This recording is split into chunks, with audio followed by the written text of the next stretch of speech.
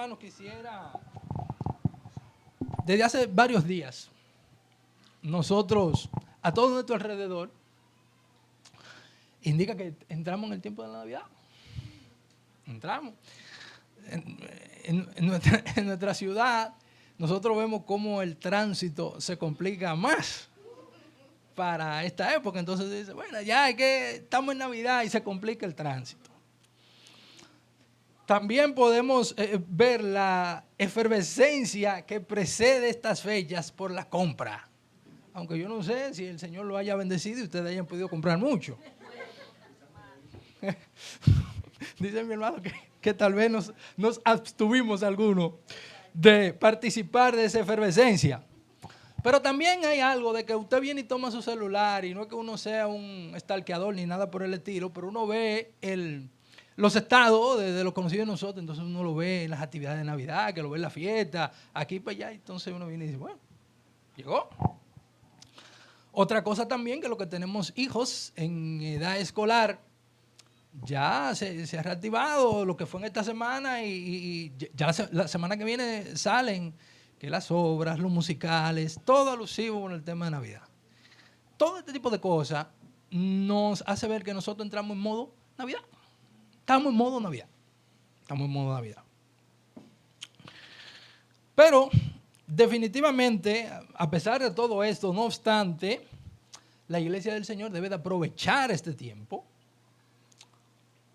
para mostrarle al mundo, tal y como se decía en la obra de los niños, mostrarle al mundo cuál es el sentido que tiene esta celebración.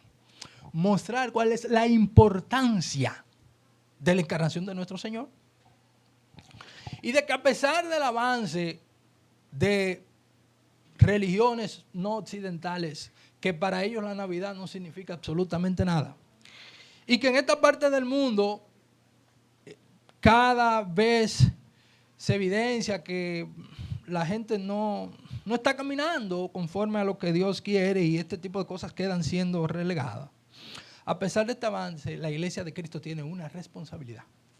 ¿Y cuál es la responsabilidad? De que vez tras vez, nosotros tengamos el deber de proclamar las repercusiones de que Dios haya enviado a su Hijo a la tierra a beneficio de los hombres, Y que inclusive la Iglesia no debería de esperar solamente esta temporada, sino que debe de hacerlo siempre. Pero, ya que estamos acá, vamos a enfatizar sobre eso. De manera general, ¿a qué vino el Señor Jesucristo? El Señor Jesucristo vino a salvar pecadores. Pero esta salvación tiene muchas implicaciones, tiene muchos beneficios, tiene muchas, no quiero decir etapas, pero tiene muchos aspectos que tocan la vida de aquellos a los cuales el Señor le ha mostrado su gracia. El Señor nos salvó, pero también perdonó nuestros pecados. Al que el Señor ha salvado, Él lo ha redimido en su sangre. Al que el Señor ha salvado, el Señor lo ha reconciliado con el Padre. Estábamos enemistados. Al que el Señor ha salvado, le ha otorgado, se lo prometió y se lo otorgó la presencia misma de Dios en la vida de cada creyente, que es a través de la persona del Espíritu Santo, que nos permite a nosotros nuestra guía, nuestra santificación diaria. El Señor nos ha bendecido, nos ha colmado de favores. El Señor, al salvarnos también, nos ha asegurado una herencia juntamente con Él, de aquí y en la eternidad. La gloria eterna, tenemos esa herencia allí.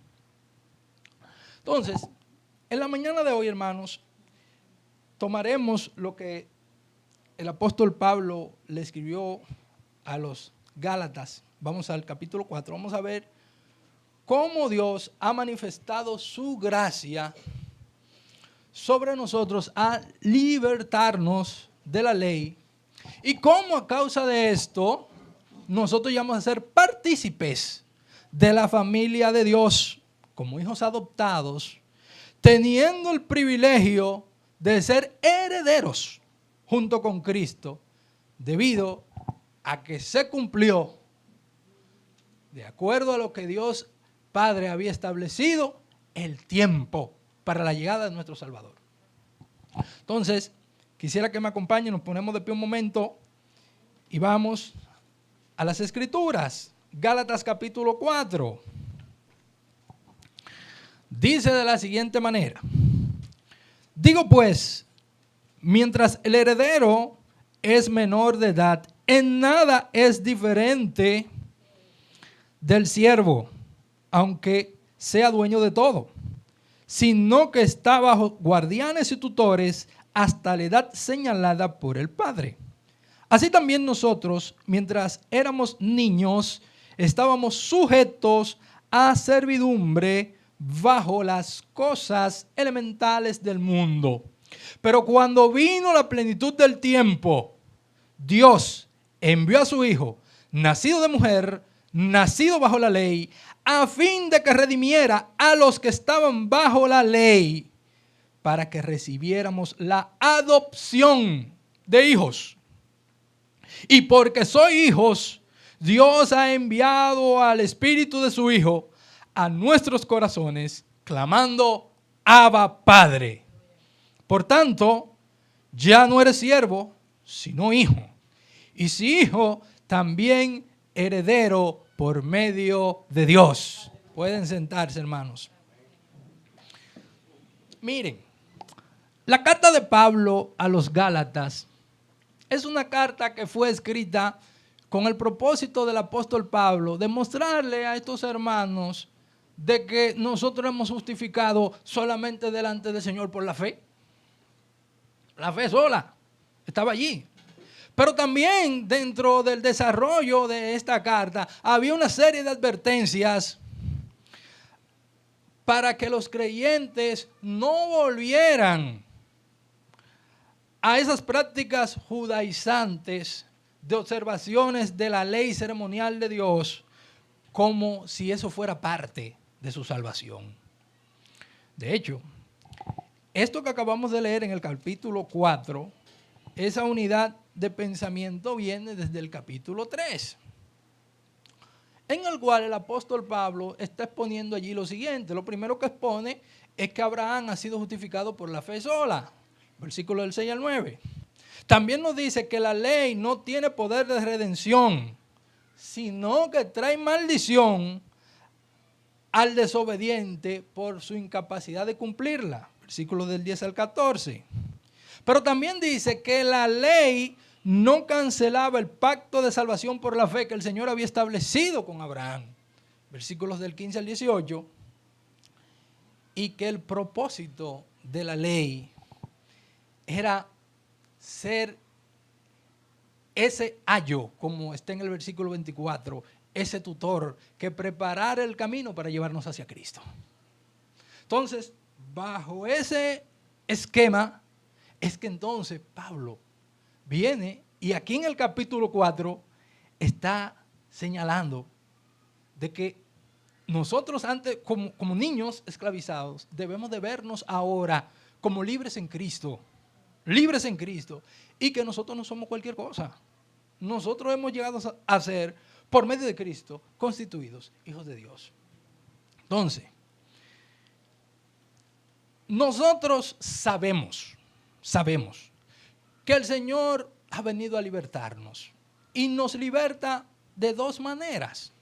Lo primero es que el que no ha conocido a Cristo, el hombre natural, ha sido libertado por nuestro Señor Jesucristo de la esclavitud del pecado, de la muerte, tal y como menciona el propio apóstol Pablo en su carta a los Romanos en el capítulo 6. Si usted todavía no ha depositado su fe en el Señor Jesucristo, el Señor le rescata, le liberta del poder del pecado que había sobre usted. Pero, además de eso, aquellos que tienen un conocimiento y a veces son confundidos, el Señor también nos liberta de esas observancias ceremoniales que no nos van a justificar delante del Señor. La ley tuvo un propósito y es mostrar que nosotros somos pecadores. Pero ningún hombre, exceptuando el Señor Jesucristo cuando se hizo hombre, ha tenido la posibilidad de cumplirla. Y mientras más nosotros nos esforzamos en querer cumplir la ley de Dios, más fallamos. Cristo vino también a libertarnos de eso. Y básicamente en eso es que vamos a redundar esta mañana. Vamos a estar mirando tres cosas. Lo primero, vamos a ver la esclavitud de nuestra inmadurez. Antes de esto, luego la llegada del tiempo de nuestra adopción y de nuestra redención, los versículos 4 y 5, y vamos a ver cuál es la prueba de esa adopción y los privilegios que nosotros tenemos de nuestra herencia en Cristo. En el versículo 1, y del 1 al 3, Pablo hace una analogía diciendo que mientras el heredero es menor de edad, es un niño, en otras traducciones, en nada difiere del siervo, en nada difiere de lo que es un esclavo. Y va avanzando hasta determinar, hasta indicar de por qué esto es así. Lo primero es que antiguamente, y creo que todavía al día de hoy hay algunas instancias legales que así lo indican, un menor de edad no tiene la madurez intelectual, la madurez espiritual, ni está tampoco preparado para poder no recibir, sino administrar los privilegios de los cuales él dispone. No tiene responsabilidad para llevar una vida adulta. Y no es que menospreciemos a los niños, porque delante del Señor tienen, pero es algo de que de acuerdo al orden que el Señor ha establecido en su creación, un joven, un niño, una persona que no es adulta no tiene esa madurez. Cuando un chico era menor de edad ante los ojos de la ley, podía ser el dueño de una propiedad, pero no podía ejercer ninguna decisión legal sobre eso. Él era el dueño, pero no podía venderla, no podía arrendarla, no podía disponer de ella, bajo ningún criterio.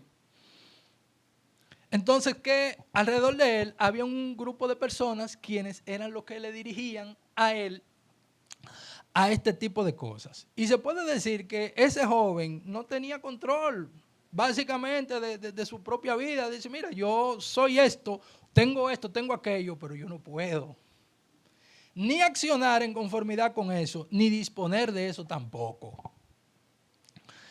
A los ejemplos prácticos no tenía libertad. Prácticamente no tenía libertad. Y entonces no había mayor distinción que la de ser un esclavo, porque no podía entrar en la posición que había heredado. Un niño que es un heredero no tiene, aunque sea heredero, no tiene la madurez para disponer de este tipo de cosas. Potencialmente dueño de todo, pero se maneja igual que los otros esclavos porque no tiene capacidad para ejercer su libertad, capacidad para ejercer su voluntad sobre ese tipo de cosas.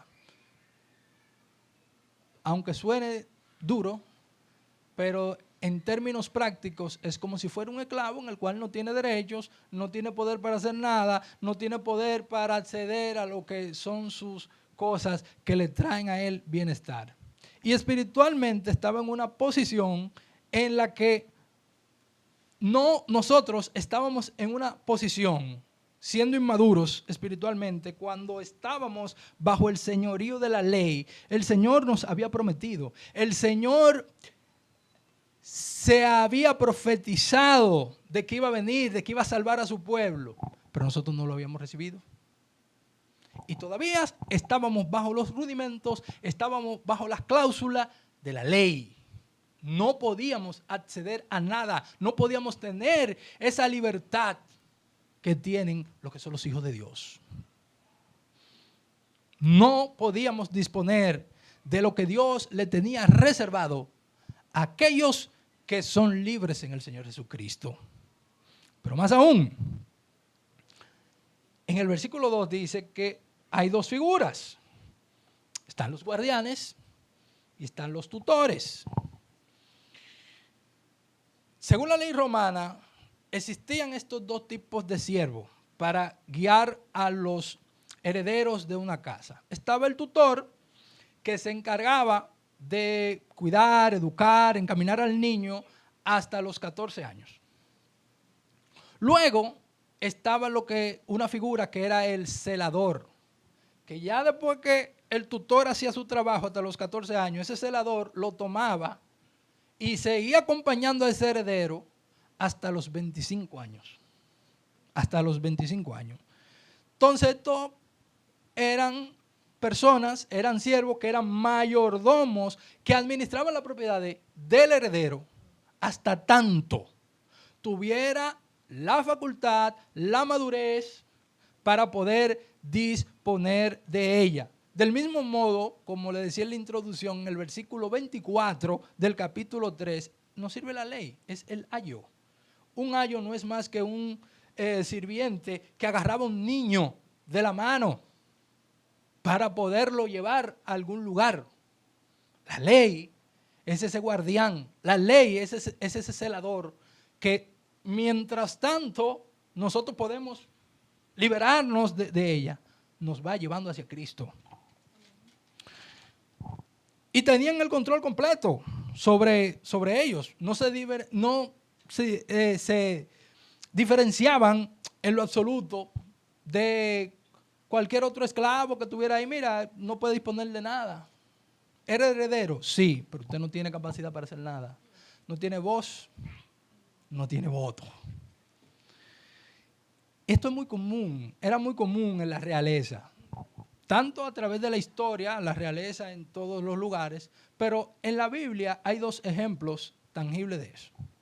Y uno de ellos está en el segundo libro de Reyes, capítulo 11 y 12, que se habla del rey Joás. El rey Joás ha sido el rey que fue proclamado con la menor edad. Fue proclamado cuando tenía 7 años. Y fue proclamado porque providencialmente el Señor lo guardó, porque su abuela, en un acto maligno, estaba matando a todos los nietos que encontrara. Entonces la tía de Joás agarró y lo escondió junto con el sacerdote Joiada en el templo. Hasta que se descubre la prevaricación de esta señora, esta malvada Atalía, y entonces allí proclaman a Joás con 7 años como rey.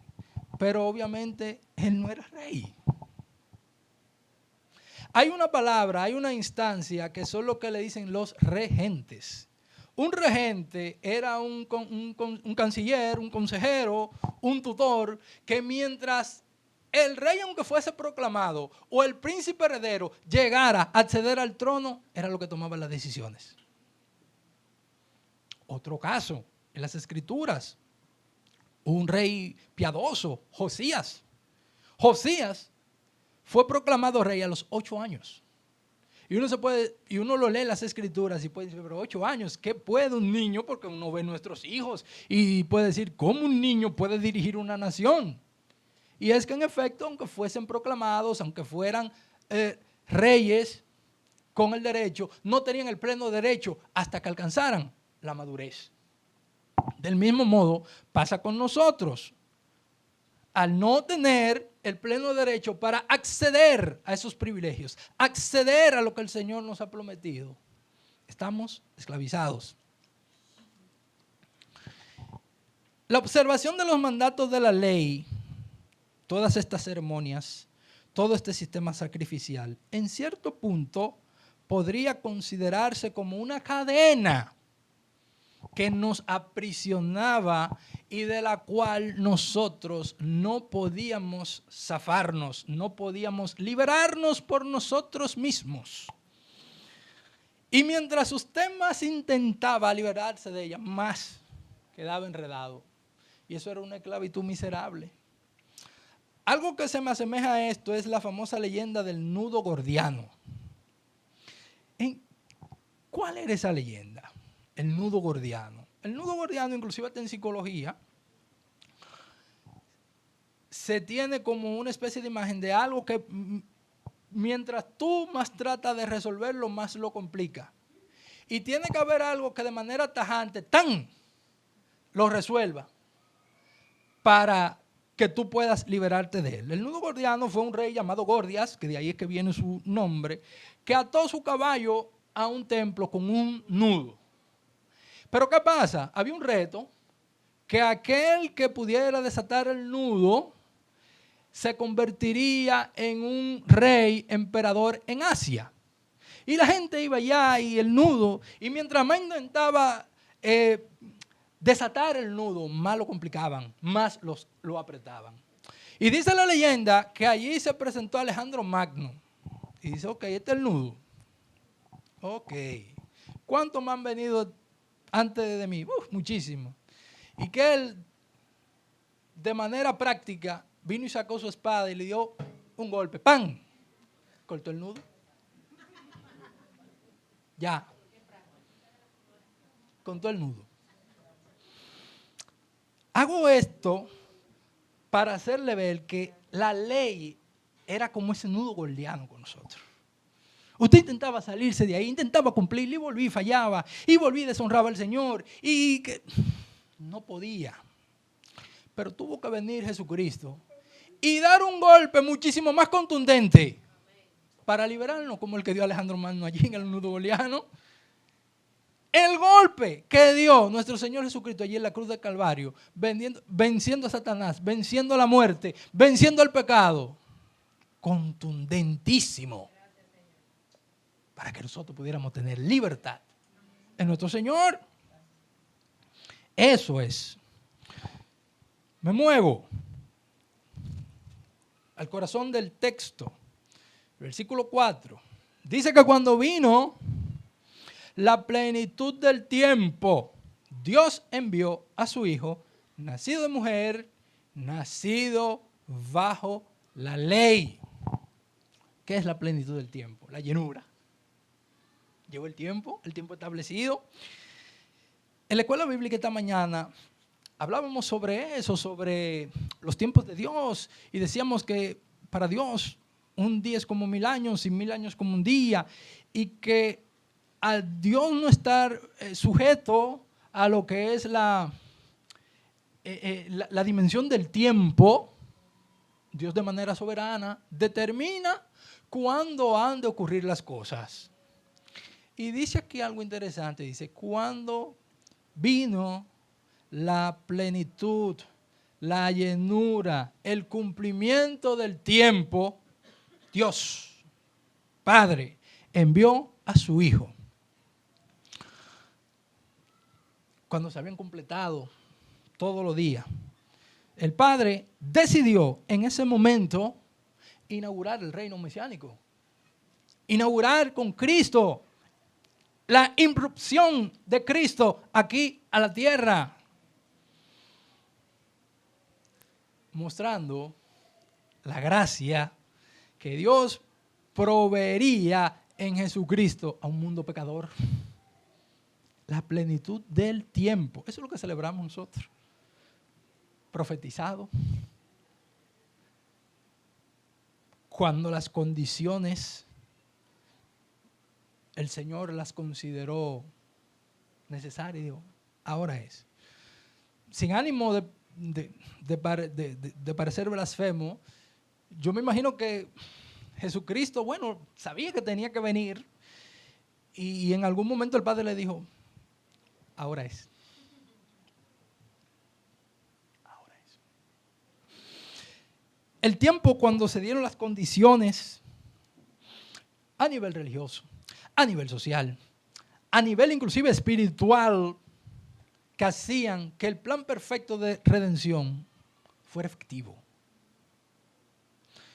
El Padre determinó esa fecha como, ya que Pablo está hablando de la esclavitud que tenían los niños por no poder acceder a su herencia a pesar de lo que lo tenían, es el tiempo exacto en el cual el Señor, a través de la irrupción de Jesucristo, nos presentaba ante la sociedad y dijo, ya ustedes son responsables.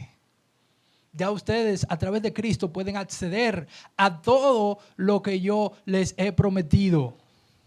Eso es el cumplimiento del tiempo. El cumplimiento del tiempo, podemos decir que fue el momento más oportuno para el cual se podían esparcir las semillas del Evangelio. De manera tal que el mundo pudiera recibirlo. De que ese mensaje fuera lo más ampliamente posible diseminado. Y uno se puede decir, bueno, en la época romana, Tiberio, Augusto, la época de los primeros emperadores romanos, ya Roma hacía la transición de república al tiempo de los emperadores, muere Julio César, llega Augusto, Tiberio, que es el emperador inmediatamente después de Augusto. Pero hasta mundialmente, hasta socialmente, hasta históricamente, habían una serie de condiciones que lo hacían un tiempo propicio. Bueno, en aquella época el griego era el idioma más ampliamente extendido dentro del reino. Es verdad que se hablaba arameo, algunos hablaban hebreos, pero el latín ni siquiera era una lengua como tal, era el griego. Entonces, cuando tú tienes en el mundo conocido, por decirlo de alguna manera, un idioma común, eso facilita muchísimas las cosas. Recuerden que el Señor utilizó lo contrario para frustrar los planes de los hombres cuando vino y le dio múltiples idiomas y múltiples lenguas cuando estaban construyendo la Torre de Babel. Pero ahora tenemos una lengua que ayuda a que el mensaje del Evangelio pueda ser comprendido, pueda ser extendido. Otra cosa es que había ya diáspora judía en otras provincias que no eran Palestina. Y entonces esos judíos, donde quiera que iba un judío, fundaba una sinagoga.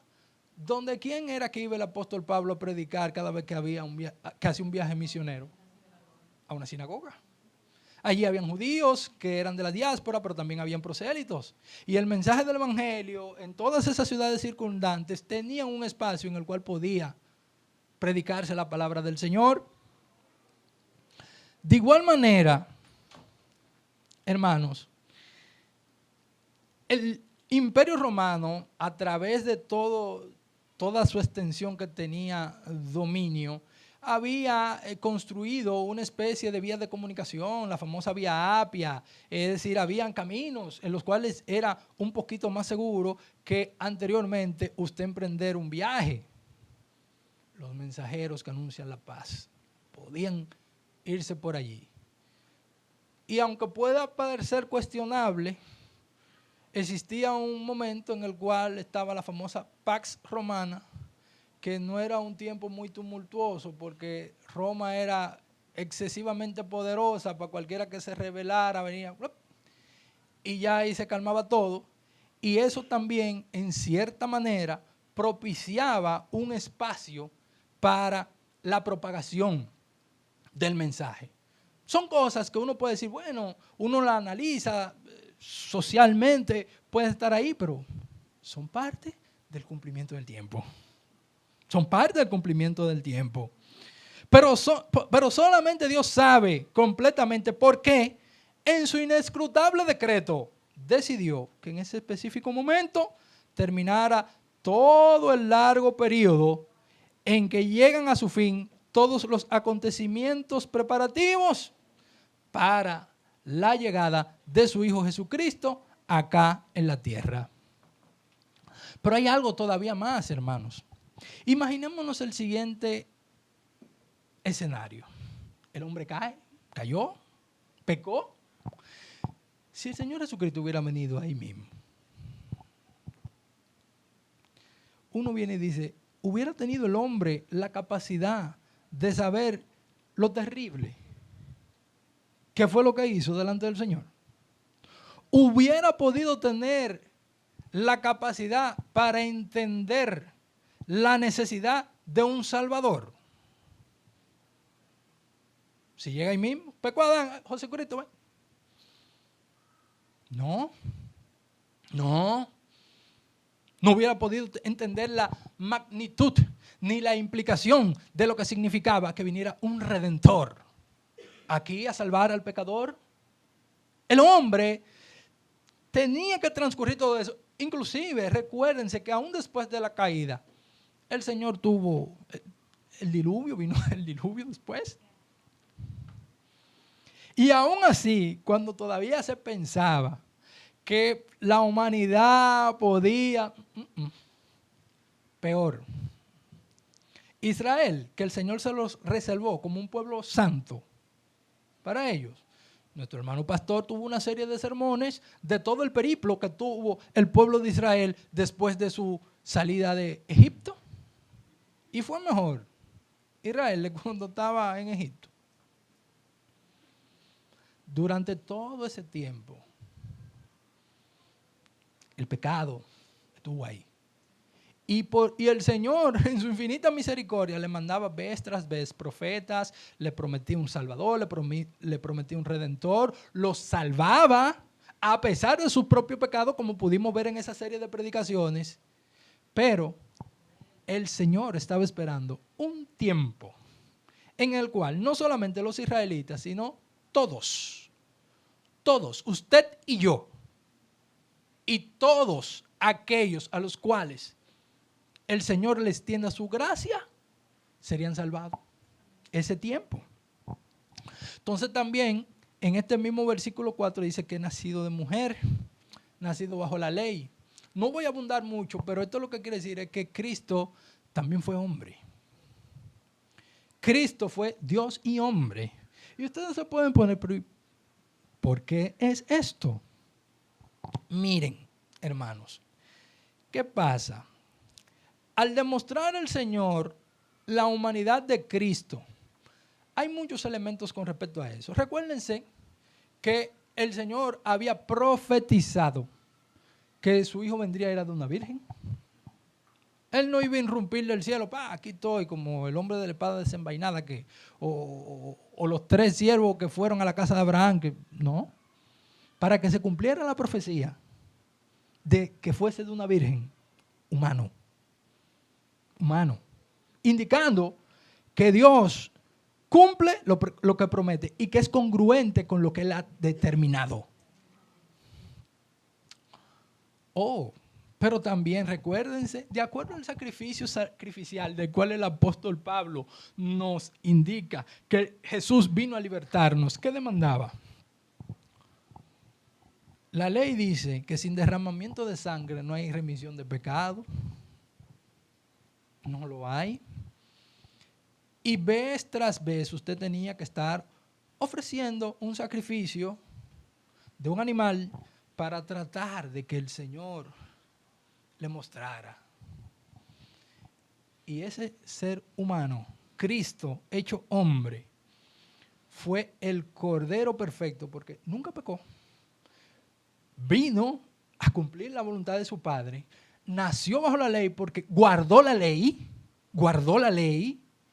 y llegó a ser el Cordero que nos ha dado una definitiva salvación, que satisfizo la ira de Dios que nos era contraria.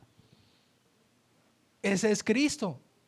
Ese es el que vino nacido de una virgen y nacido bajo la ley. Para que eso pudiera tener sentido, tenía que ser hombre. Tenía que ser hombre.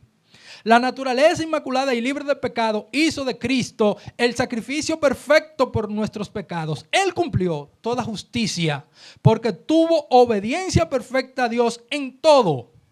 Esa justicia perfecta es la que se imputa a todos aquellos que creen en Él. Cristo en su naturaleza divina, Cristo en su naturaleza humana, Cristo como hacedor de vida a través de su muerte. Un sacrificio que tuvo un valor infinito para librarnos del reino de las tinieblas y trasladarnos a su reino de luz admirable. Pero entonces dice, ok, cuando se cumplió la plenitud del tiempo, Dios envió a su Hijo, nacido de mujer, nacido bajo la ley. ¿Pero a qué? Bueno, aquí dice en el versículo 5, a fin de que redimiera a todos aquellos que estaban bajo la ley. Ese es el propósito. ¿A qué fue que vino Cristo? De acuerdo a este versículo. Cristo vino muchas cosas, pero de acuerdo a esta porción es a redimir a todos aquellos que estaban bajo la ley. El término redención, eso lo que nos traslada, hermanos, es que usted vaya a un mercado de esclavos y allí hay una venta de esclavos y haya alguien que compra un esclavo para darle la libertad. Eso es redimir. Es que yo veo a alguien que él por sí solo no puede liberarse, que si fuese por su capacidad seguiría siendo esclavo por siempre, y haya alguien que vaya y compre a ese esclavo y que después de haberlo comprado, porque es suyo, pero en vez de seguirlo manteniendo en esclavitud, le dice, tú eres libre. A eso fue que vino Cristo. A eso fue que vino Cristo. Y ustedes saben cuál fue el pago. Lo recordamos precisamente hoy. Precisamente hoy. Dios en su divina providencia ha permitido que lo recordáramos, su preciosa sangre. Esa fue la moneda de cambio que tuvo nuestro Señor para redimirnos. Por eso es que su sangre no podemos pisotearla. Por eso es que su sangre tiene tanto valor. Por eso es que en la sangre de Cristo es que está sellado nuestro pacto. Un pacto que tenemos en su sangre con nuestro Padre. Libertar a todos los que estaban bajo la ley, los pecadores culpables, que están bajo la demanda de la ley y sus maldiciones y que ellos mismos no podían liberarse. Jesucristo vino a redimirlos, a comprarlos, para rescatarlos, para libertarlos. Pablo estaba demostrando que todos aquellos que confían en la ley están bajo maldición, porque por la ley nadie puede justificarse delante de Dios. La fe en Cristo. Eso es lo único que nos justifica. La fe en nuestro Señor Jesucristo. Podemos tener vida es a través de Cristo. Somos redimidos a través de Jesucristo. Somos libertados a través de Jesucristo. Somos justificados. Accedemos a las promesas de nuestro Padre Celestial única y exclusivamente a través de Cristo. Nada más. Nada más. La ley exigía un derramamiento de sangre. La ley necesitaba que un animal muriera. Pero para llevarnos a esa maravillosa posesión de ser hijos de Dios, dice que fuésemos redimidos, dice, a fin de que redimieran los que estaban bajo la ley. ¿Pero para qué? Para que recibieran la adopción de hijos. Es decir que Él me redimió. Pero sigue. No solamente yo soy un redimido, no, ya yo soy redimido, pero ahora yo paso a ser hijo de Dios. No me quedo nada más en alguien, sí, mira, vete por ahí. No, te compré en el mercado, vete por ahí. Es más, como le dijeron a Jeremías, mira, la tierra está por delante, ve para donde tú quieras. Jeremías 44, después que salen los últimos de allá de Jerusalén, los que quedaron, que no fueron llevados cautivos. No, el Señor le dice, no, di que la tierra está por delante. No. Ahora tú eres mi hijo. Yo te redimí, yo te salvé, pero ahora tú eres mío. Tú eres mi hijo. De la redención a la adopción, hermanos. Miren, judío, griego, gentil, de cualquier manera, nosotros debimos de haber sido liberados de la ley. Todos debemos de recibir esa adopción filial que tenemos en Jesucristo. ¿Y qué es la adopción? Bueno, la adopción es que usted incorpore a la familia suya a alguien que no ha sido engendrado, a una persona que ha sido engendrado por otro y que no es parte natural suyo. Usted lo adoptó. Su familia, a alguien que no ha sido engendrado por usted, a alguien que no ha sido engendrado por su padre, usted viene y lo trae. Venga, usted es mío. El detalle es, hermanos, que antes de que el Señor Jesucristo manifestara su gracia sobre cada uno de nosotros, el no regenerado, es duro, pero eso es lo que dice la Biblia, que nosotros éramos hijos de nuestro padre el diablo. Es duro, pero eso es así. Así. Antes de llegar a Cristo, eso era lo que éramos, hijos de ira. Hijos de ira. Entonces, la única manera en la cual usted puede ser adoptado, el Señor lo rescató del diablo, de su pecado, lo redimió, y usted pasa a ser hijo, es por medio de Jesucristo. Por medio de Jesucristo. Es un acto de adopción espiritual que solamente se logra a través de los medios de nuestro Señor y Salvador.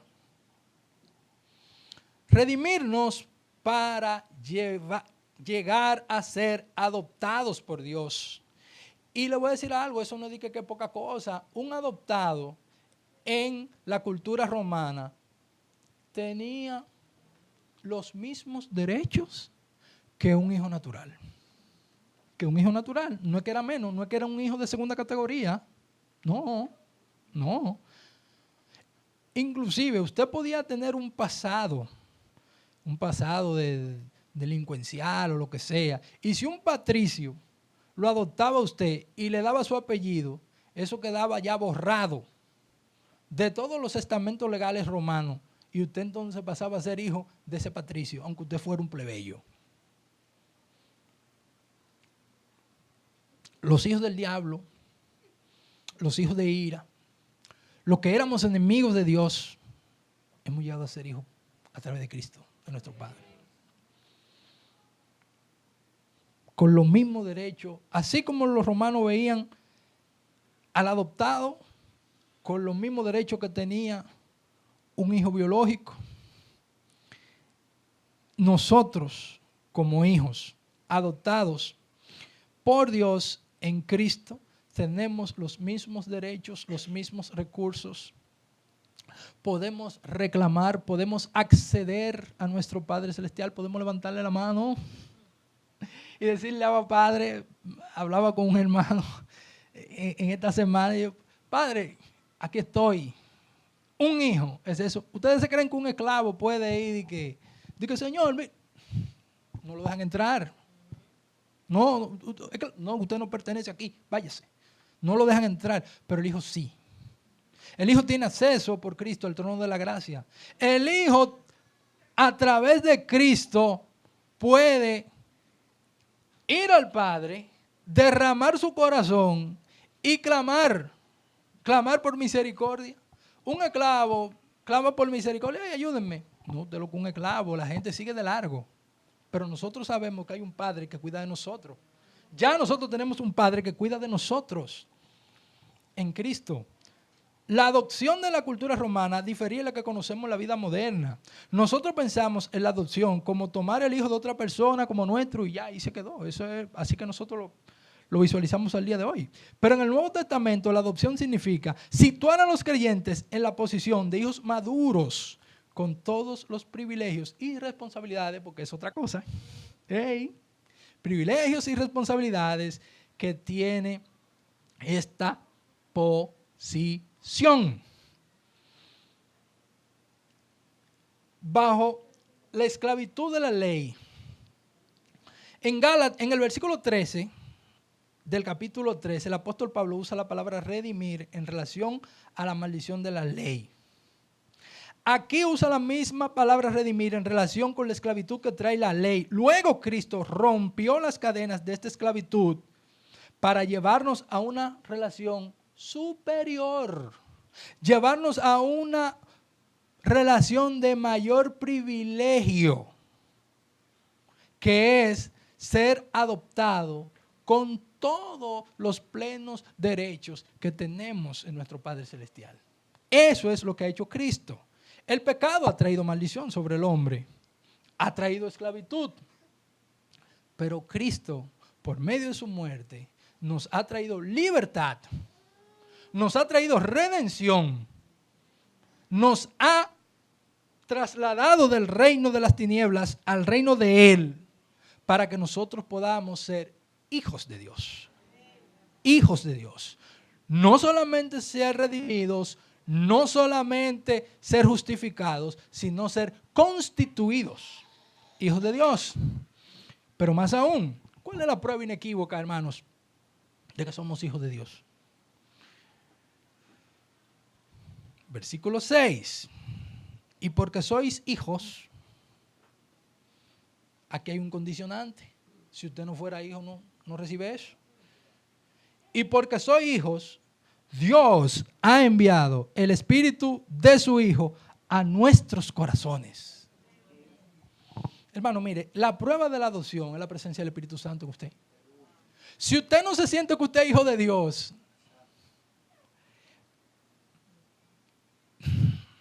haga un ejercicio y vea si usted ha sentido la presencia del Espíritu Santo en algún momento en su vida. Si usted la ha sentido, que usted ha visto que el Espíritu Santo le ha interrumpido en algo, se ha contritado con algo que usted ha hecho, le ha dado guía y dirección, le ha permitido usted tener las palabras en su mente y su corazón para orar como conviene, definitivamente usted es hijo de Dios. Dice la Escritura, y todos los que son guiados por el Espíritu, estos son hijos de Dios. Hablábamos de eso hace unos días en la escuela bíblica, que quiénes son hijos y que quiénes son criaturas. De acuerdo, Juan dice que a todos los que le recibieron y todos los que creen en su nombre, le dio potestad, les dio el derecho de ser hechos hijos de Dios. Pero también el apóstol Pablo, en la carta a los romanos, dice que a todos los que son guiados por el Espíritu de Dios, estos son hijos de Dios. La prueba inequívoca, hermanos queridos, de que usted es un hijo de Dios es la presencia misma del Espíritu Santo. No lo contriste. Tenga una comunión con Él.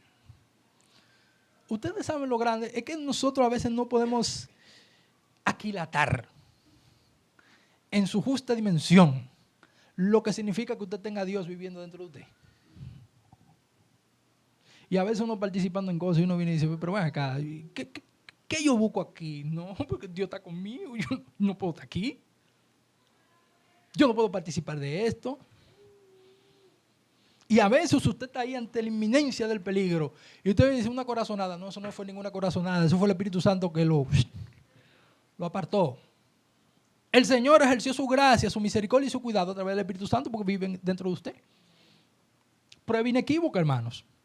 El Espíritu Santo es el mayor beneficio que nos otorga Dios al hacernos sus hijos, pues es su presencia misma en nosotros, ayudándonos en nuestra santificación y dándonos fortaleza en medio de nuestras debilidades, guiándonos a pedir como conviene. Todo eso hace el Espíritu Santo en la vida del creyente, hermano.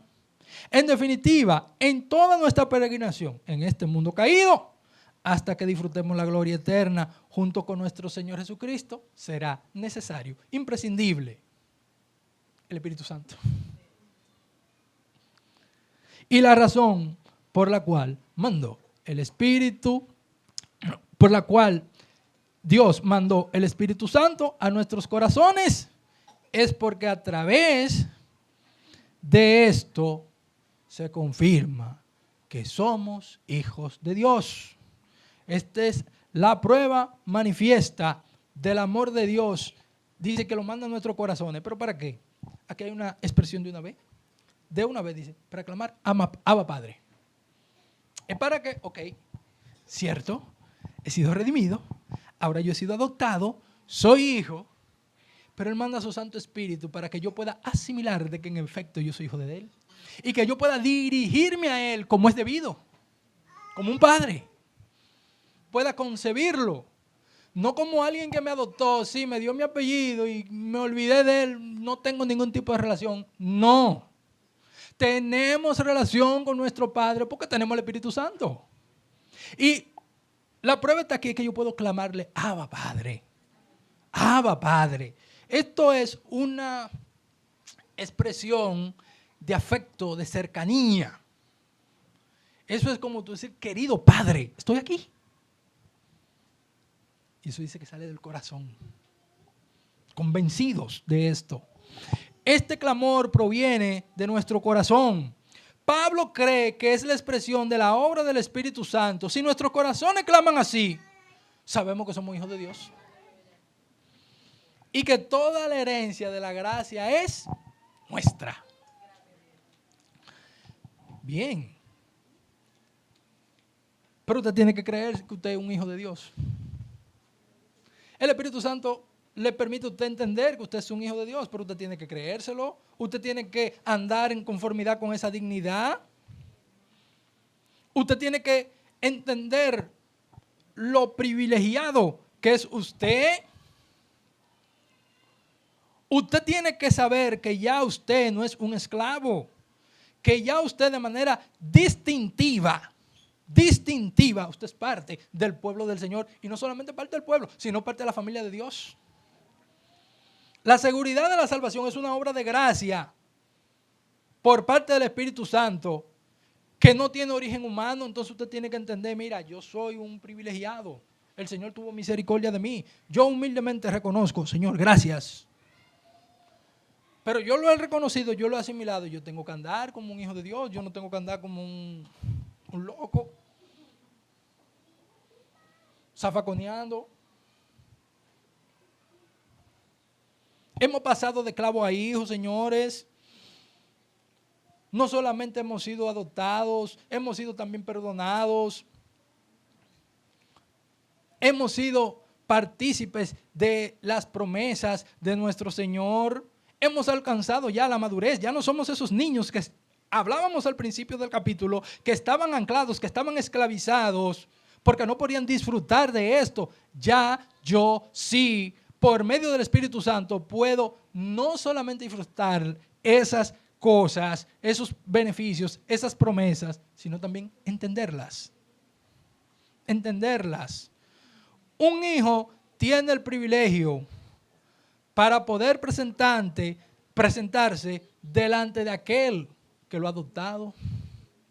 Un esclavo no puede. Por eso, señores, tenemos que estar conscientes de cuál es nuestra identidad. Recuerdo que hace unas décadas era muy común, y no me avergüenza hablar que hace una década, Sí.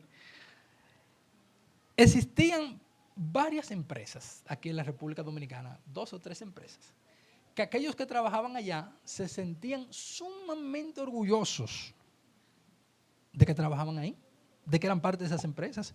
Era algo que a veces rayaba en lo que nosotros podemos decir que es un poco ridículo, pero bueno, el hecho es que de lunes a viernes ellos trabajaban en esos lugares, pero sábado y domingo, aún así esa gente andaban con su carnet que lo identificaba y iban al supermercado, iban a cualquier lugar como un orgullo para decir que yo trabajo en esta empresa. Sí. Eso se usaba mucho.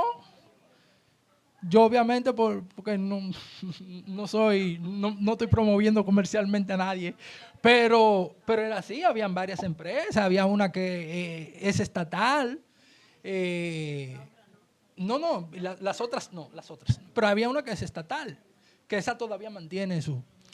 Pero el hecho es que la gente se sentía orondo y cuando llegaban era como un trato distinto.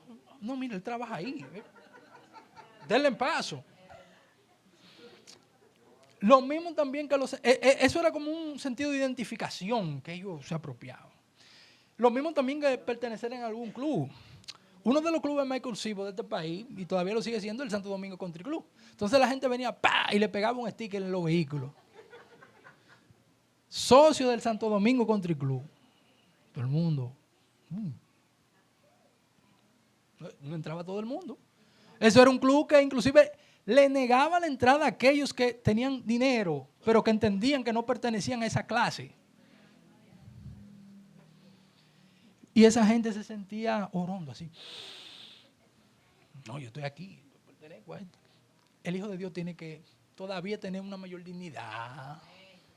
Tenemos que identificarnos. Yo no soy cualquiera, yo soy un hijo de Dios. Humildemente, sí, yo recibo, Señor, tú me has salvado. Yo también tengo que tener compasión y misericordia con el pecador, porque también el Señor me sacó de allí. Pero yo tengo que, en algún momento, yo saber que yo no pertenezco, que yo soy un hijo de Dios, de vivir conforme a ese llamamiento, conforme a esa dignidad que tiene un hijo de Dios.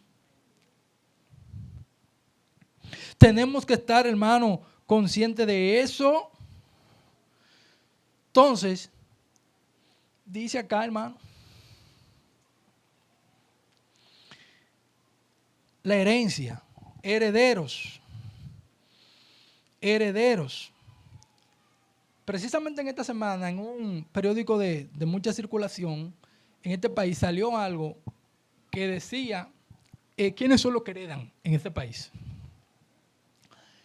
Y fíjese, hermano, yo le decía eso a él y digo, mira, las mujeres no heredan. No.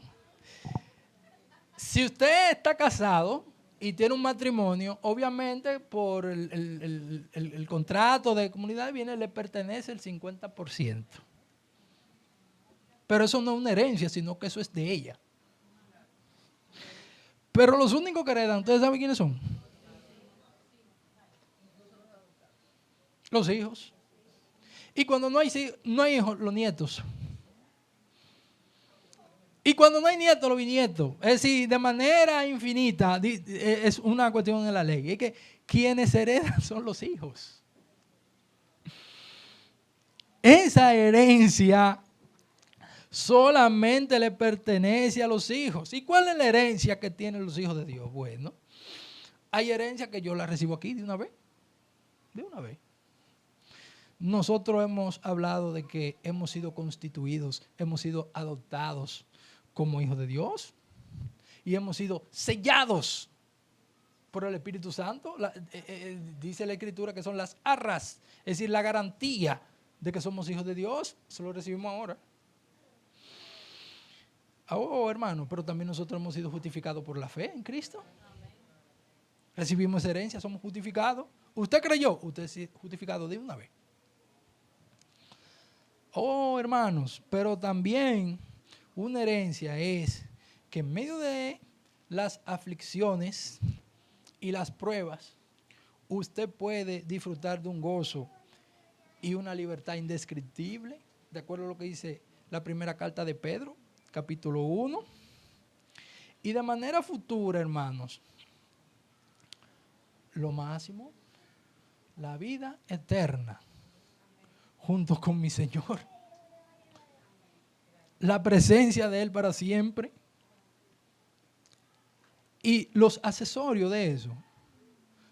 Esa herencia que yo voy a tener allá es incorruptible. Es una herencia incorruptible. Eso nadie lo puede dañar. Nadie. Otra cosa, hermano, una herencia dentro de eso es que yo voy a ser partícipe de una creación nueva con un cuerpo glorificado. Dice el apóstol Pablo en su primera carta a los Corintios, capítulo 15. Oh, pero todavía más. La herencia de los hijos es que usted va a tener la corona de justicia si usted está amando la venida del Señor. Segunda carta de Timoteo 4:8. Dice que el Señor le tiene reservada la corona de justicia a aquellos que aman su venida. Herencia. Es poca cosa. Es poca cosa eso. Se puede comprar. Si yo soy hijo de alguien más, ¿ustedes creen que yo puedo acceder a eso? Entiéndanlo. Entiéndanlo, hermano. Usted no puede acceder a nada de eso si usted no es hijo de Dios. Si usted no ha asimilado el sacrificio de Cristo. Finalmente, hermano, ¿cómo nosotros podemos figurar el evangelio aquí. Miren, en la ley hay esclavitud, pero en el evangelio hay libertad. Hay libertad. Y como hijos, fue señalado por nuestro Padre que somos herederos de bendiciones espirituales. Y esta posición no fue a través de los méritos de nosotros. Fue por el sacrificio de Cristo que tuvo en la cruz del Calvario.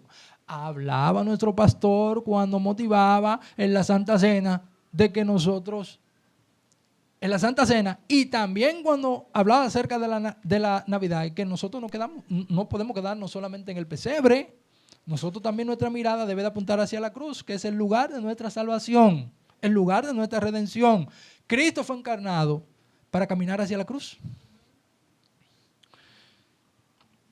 Esto es algo que nosotros debemos de recordar, no solo en esta temporada, sino siempre. El Dios Trino.